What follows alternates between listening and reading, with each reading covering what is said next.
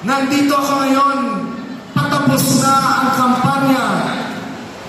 Kasama ko ang mga senador ng PDP Laban. Ating tulungan ang lahat ng mga senador ng PDP Laban. Kasama namin sa Luzon, si Atty. Vic Rodriguez, tulungan natin. Atty. Raul Lambino, tulungan natin. Atty. Jimmy Bondok, tulungan natin. Ang kakasamtalang ang ating mahal na Congressman, Atty. Rodante Marcoleta, tulungan natin. At ang ating kuya sa ating PDP Laban Senator, si Kuya Ipe Salvador, tulungan natin.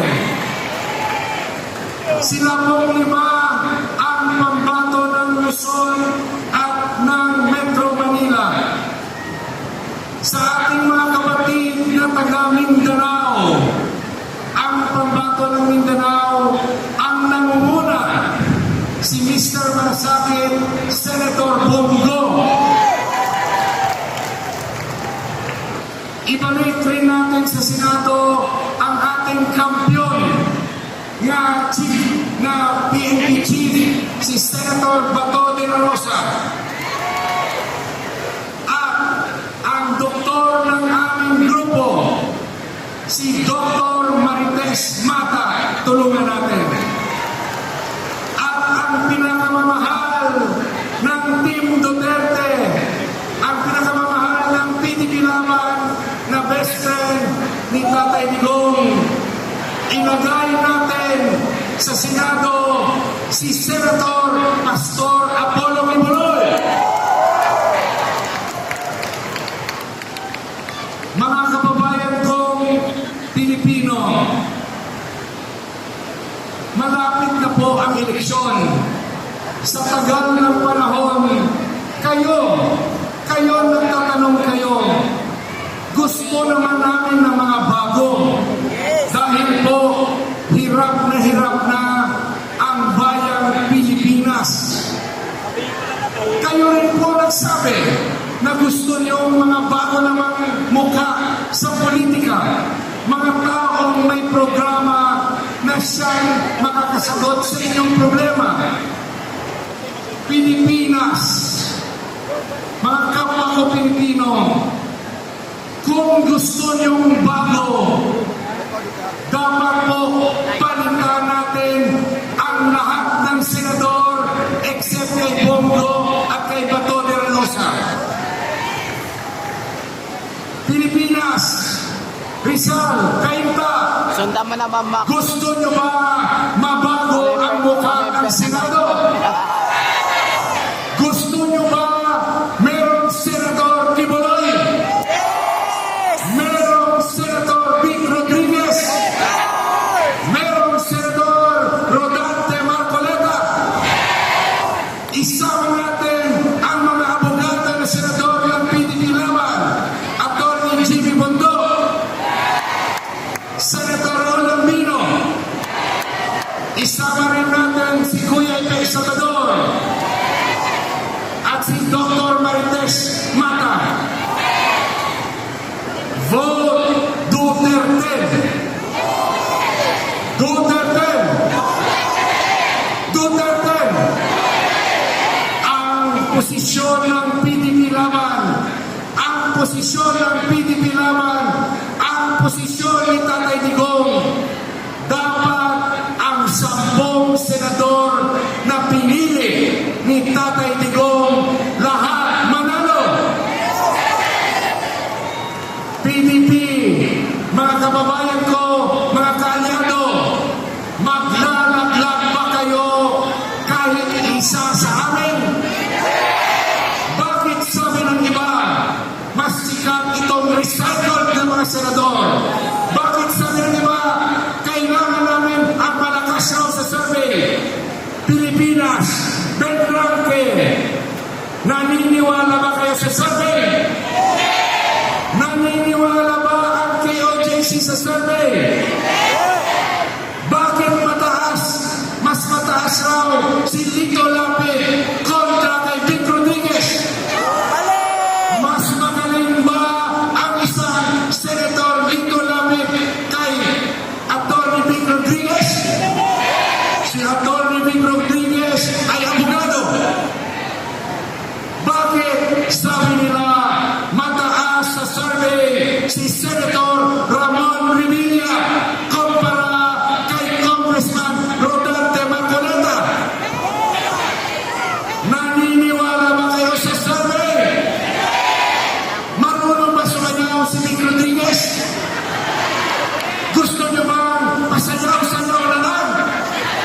Pilipinas, gusto niyo ba ang senador niyo pasayaw-sayaw na lang? Bakit kayo nagpapaloko? Bakit ninyo sila ibabalik? Ang tagal na nila sa Senado, anong nagawa nila para mabigyan ng permanenteng solusyon ang problema ng bansa natin?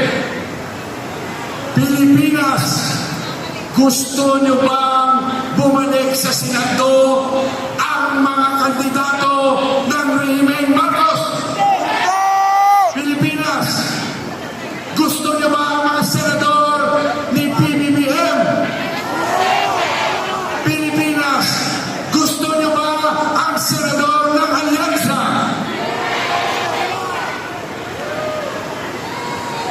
Ang solusyon, ilagay ninyo, huwag kayong maglaglag ng mga senator ni Tatay Digong.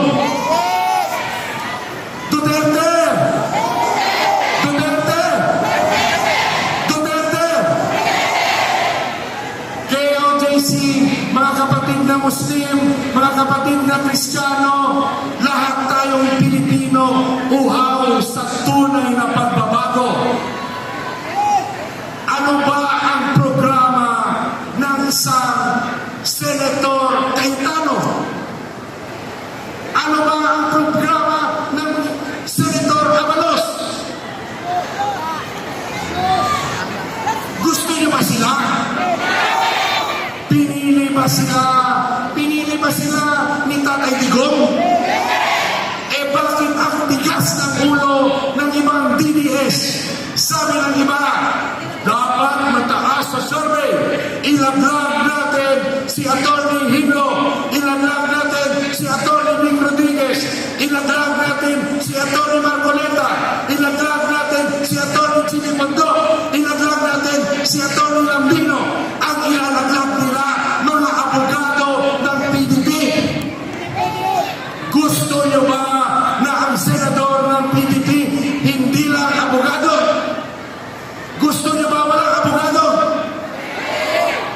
Mahihirapan si Senator Bongo, mahihirapan si Senator Bato kung silang dalawa lang dyan. Eh bakit? Sa survey raw, yung dalawang lang yan ang nandyan. Naniniwala ba kayo sa survey? Naniniwala ba kayo sa survey? Pag hindi kayo naniniwala sa survey, sa Mayo 12, buong Pilipinas, yung aming kakamping tunay, yung hindi palimbing, yung hindi maglalaglag sa pinili ni Tatay Digong, magsuot kayo lahat ng berde, mag-color green tayo lahat. Okay ba yun? Kaya ba natin bahain ng color green ang mga presinto sa buong Pilipinas? Kaya ba ng PDP laban manalo sa Mayo 12, 2025? Mahihirapan ka, Senator Bongo. Mahihirapan ka, Senator Bato, kung kayong dalawa lang nandyan. Huwag niyong kalimutan, pinili ni Tatay Digong na mayroong mga abogado sa PDP laban senatorial slate. Ang abogado ang makikipaglaban sa alyansa. Okay ba? Ben Ranke, Benranque, laban o bawi? Manlalaglag ba ang DDS? Manlalaglag ba ang mga PDP? PDP, patapos na ang kampanya. Walang mababago kung si Senator Bongo lang o si Senator Bato de la Rosa ang inyong tutulungan.